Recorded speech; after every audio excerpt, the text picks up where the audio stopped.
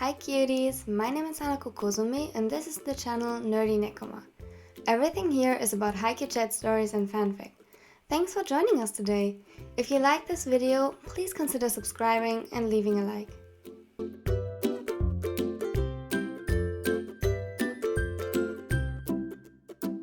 And with that, welcome to today's video, or in other words, the third part of Dark Intentions, and it's DaiSugaIwaOi ANGST, as you all know. Again, please remember the content warnings the series comes with which is, I can talk, implied violence and kind of emotional manipulation in this part. Angst. There will be a happy end, but not in this part, so be aware of that. If you don't want to watch it, that's completely fine. However, if you do want to watch it, I hope you will like it. Enjoy. The car ride was mostly silent. It was a bit awkward at times, but Daichi was too lost in his thoughts to even notice for the majority of the ride. Blue eyes watched him occasionally from the side before refocusing on the road. Tokaka was unsure how to act in this situation. What even was the appropriate response to something like this? Why did you tell someone whose partner got kidnapped practically right in front of their eyes, yet they still had no promising lead? Their jaw clenched as they thought about Suga.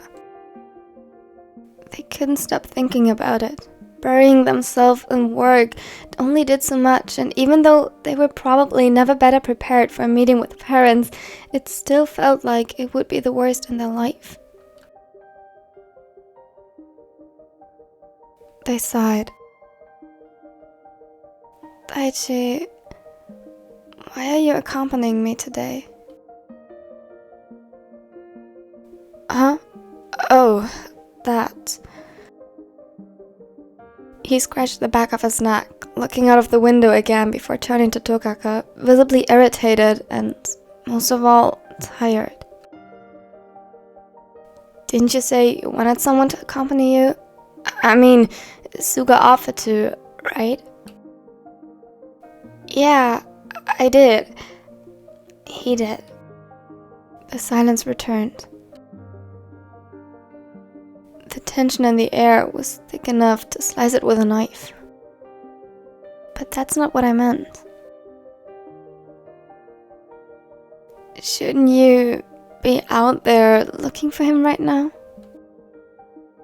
Daichi gulped. I'm too close. I can't be involved. The teacher looked like they wanted to protest. They raised an eyebrow. And? Who is now the one assuming? Daichi smiled a little as Toka shrugged their shoulders. You know, being a teacher is not so different from being a cop. You need to look out for body language to detect when students are plotting something stupid. He laughed. I guess you're right. So? Huh? They smirked a little. Don't think I didn't notice you changing the topic. You are not just here because you can't get involved. You were involved before, even if you weren't the one leading the investigation, which, since as far as I know, you haven't been a cop for that long, probably isn't your job anyway. Ouch. He smiled. Wait, that came out wrong. I'm so sorry. That's not what I meant to say. Sometimes I talk faster than I think. I forgot to assess my words once more before actually saying them, and then... Don't worry, it's fine. You're not wrong after all.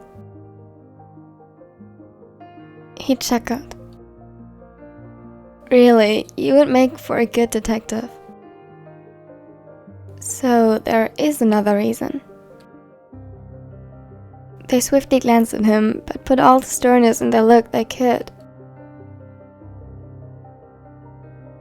Which wasn't a lot, and it would 100% fail to hide the excitement of guessing correctly. Maybe a little too good. He sighed. Yeah, there is another reason. We have nothing. What do you mean? In the case, we have nothing. No lead to chase, no evidence, no suspect. The phone? There was nothing useful on it. The number that texted Suga was from a disposable phone. He gave it to us on purpose. It was a game to him, one he had already won from the start. The only thing we managed to confirm was that the blood in front of the school was actually Suga's, which, as you can imagine, was the worst possible news. They nodded slowly, trying to comprehend the new information. I guess that confirms it. Something bad happened to Suga.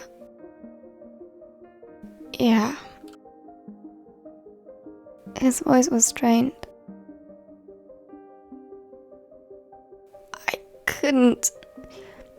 I couldn't just sit around doing nothing.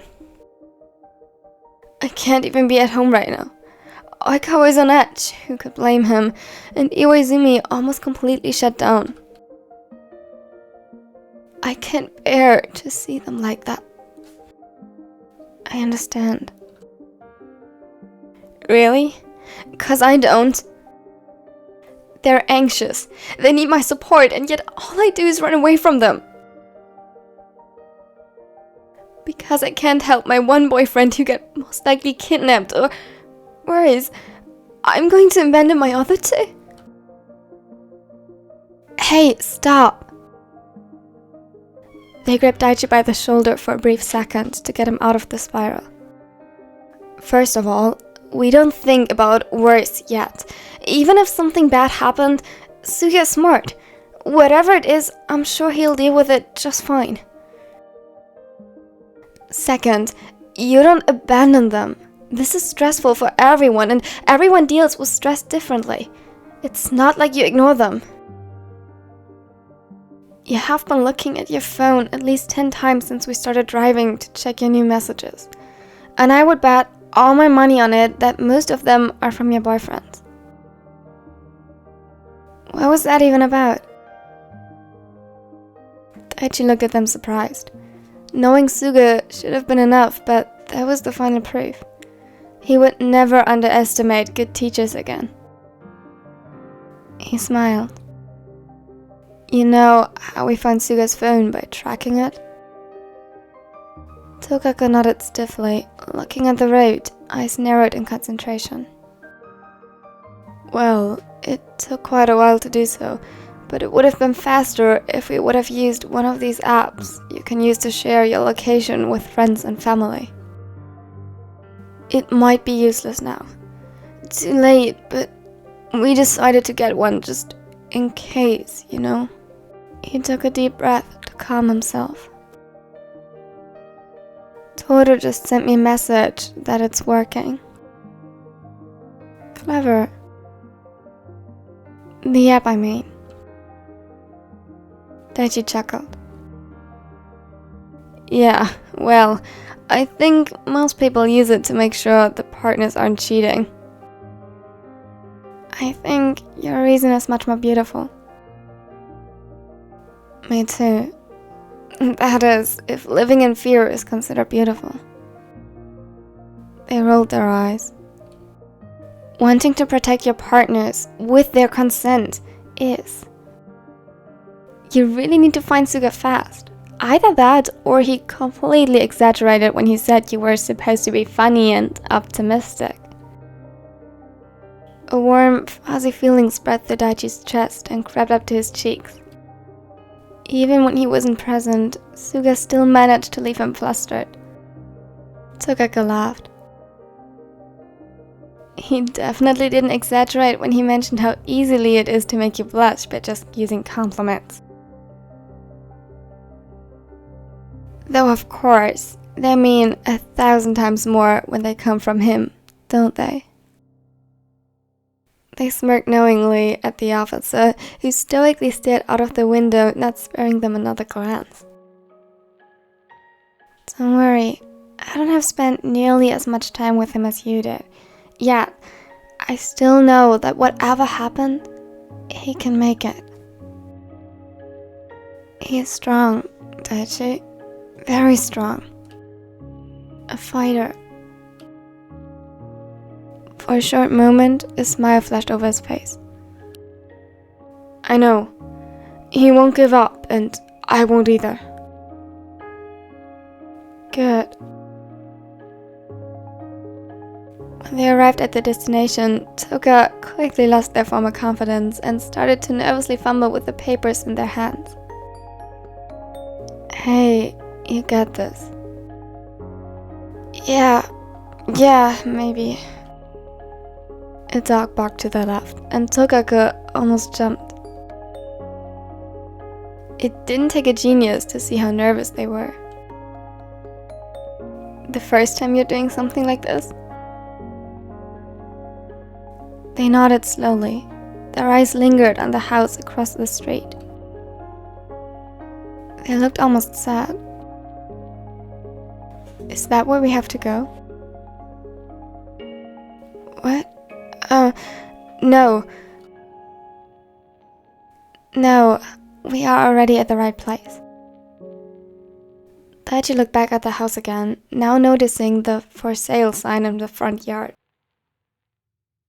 I just thought...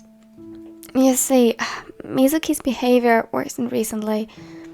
That's why we are here, and I wondered. She told me that her friend, a boy named Akira, who lived in the house on the opposite side of the street, moved recently. It might be the reason behind it.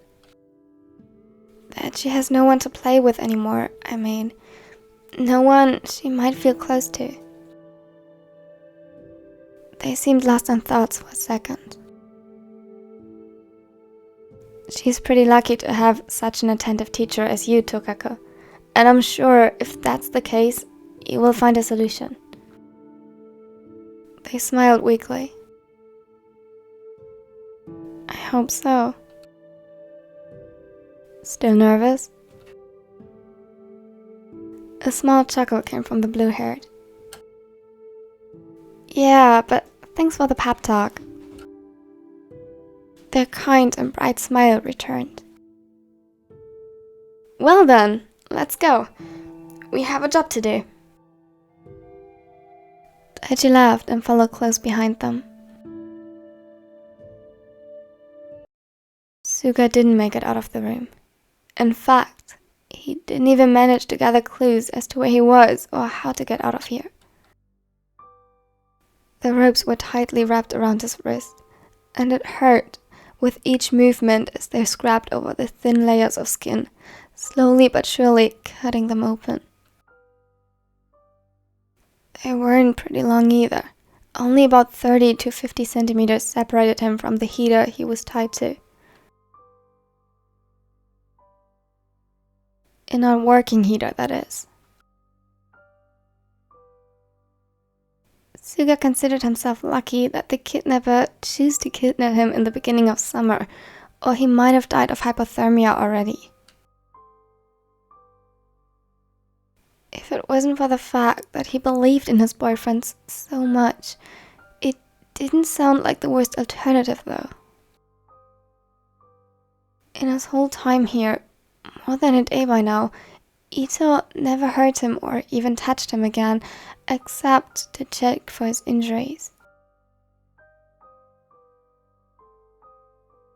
He even brought him a blanket and some pillows, so Suga would be comfortable when he slept.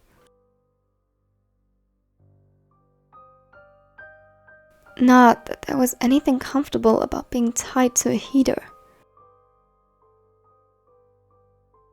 But somehow, all this, his kindness and care, made it so much worse than if he had been aggressive, hostile, or even violent. It was as if he himself was truly convinced of his own madness. The idea that this was somehow justified and that Suga would realize it too at some point. It made the teacher feel nauseous. As soon as the sound of heavy footsteps echoed through the hall, Suga tried imitating calm and steady breathing, pretending to be asleep. Koshi! He whispered his name as he slowly opened the door, just like the considerate person he pretended to be. A small chuckle followed as he noticed Suga's sleeping figure. He walked up to the improvised bed and placed a plate with food and a glass of water next to it, acknowledging with a sigh the still untouched breakfast. What am I going to do with you, my dear? You're gonna get sick if you continue to refuse your food, love. He was already sick. From the pet names, it twisted his stomach every time that dared to call him anything like dear, love, or honey. But no matter how obvious he made his disgust, all Ita would do was chuckle. Another sigh. Then he felt fingers carefully tracing over his hair and brushing a few of the silver strands out of his face. He commanded himself to stay still, even though every instinct in his body screamed to get away. A chuckle echoed from his left. Can you believe that I was actually in love with Haikyuu at first? Well, I wouldn't call it love, just a silly celebrity crush. I didn't even really know him after all.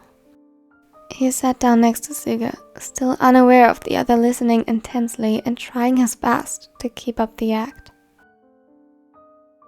But he never answered any of my messages, or replied when I called to him from the crowd. It was normal, I guess. It wasn't until I saw him in real life, I finally managed to find him, that I realized what an arrogant jerk he was. The anger boiled hot under Suga's skin, and he could feel it in every cell of his body. He is just an arrogant brat that never grew up. Sounds a lot like you. For the first time, I understood what they meant by never meet your heroes. I was devastated. I thought he was the love of my life. But then, there was you, Koshi, my love. He tenderly patted his back. You saved me that day. The moment I saw you next to him, radiating such kindness and love, I knew you were the one. You were just like me, a kind soul searching for its missing piece. And just like me, you fell for this Haikyuu. His fake charms and acted care, as if he cares about anyone but himself. Suga had to bite his tongue to stay silent as he insulted Toru like that. Other than me, you were too good of a person to see what kind of narcissist was walking beside you. I had to help you. Even better, I would get you to see that only one person was deserving of your kind words and love. I'm so much better than him. You just haven't realized it yet. His heart beat painfully in his chest. Suga wished so desperately to be with his boyfriends right now. He needed them. He wasn't sure how much longer he could endure this. How long he could go without feeling safe, without going insane. At some point, if he wanted to survive for them, he would be forced to accept his food and water. Even his medication, if the wounds would get infected. But whenever I tried to approach you, he was fucking there. First the gift he ruined because he slipped. Then I saw you the other day at the mall, but before I even got the chance to talk to you, he appears. The next day, I couldn't be there again, so I gave a friend, well, acquaintance might be the better word, a letter for you. Not without payment, though. That idiot. He wanted a weapon as his price, and to give it to him before so that I wouldn't chicken out. But criminals always get so cocky when left alone with a gun. He sighed. Suga's blood froze as he realized what he implied. He felt like he was going to vomit. I'm sorry that he shot your friend. I mean it. None of that was supposed to happen. He was just supposed to give you the letter, but failed at the simplest task. Suga's eyes shut open in horror. He already suspected something like that at his previous statement, but having it confirmed sent shivers down his spine. I followed you to the hospital. As soon as I heard of the incident, to be there for you and give you the letter myself, but I was too nervous at first. He could see him smiling from the corner of his eye, back turned towards him. You looked so stunning, even when you cried and with your face grimacing in fear and worry. And before I could build up the courage to talk to you, Haikyuu ruined it again. He argued with the nurse and just stormed out, leaving you completely alone. I was furious. I would have never done that, ever. When I followed him, he cried like a pathetic baby. I wanted him gone so bad, but it was too risky.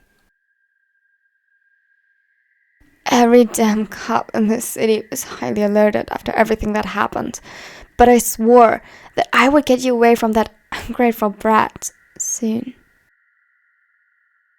Another wave of nausea hit him like a truck, and this time he couldn't help it. He fought himself up to his knees and threw up. Everything hurt, and his throat ached with the remaining acid lingering and burning the soft tissue. Oh no, Koshi, are you okay? He was by his side in seconds, towering over Suga's crawled-up body and holding him by the shoulders while gently stroking his back. It's okay. You're gonna be okay. Shh, don't worry. Let it out. Suga didn't dare to turn around. His limbs were locked in place, and all he could think of was that this guy was the reason behind all of their suffering. Haikyuu's injury, Daichi's, his own. And he wanted to do so much worse. The simple thought of the danger Toro had been in immediately caused his stomach to twist again. He felt a cold hand wander up to his neck and forehead. You feel warm? Oh God, I hope you don't get a fever. What if the wounds got infected? The sweet and caring tone was sickening. It was hard to believe that this was the same voice that had spoken with so much disdain just seconds ago, talking about, confessing that he was the reason behind Daichi's almost deadly injury, and that he wanted to hurt Toru even more.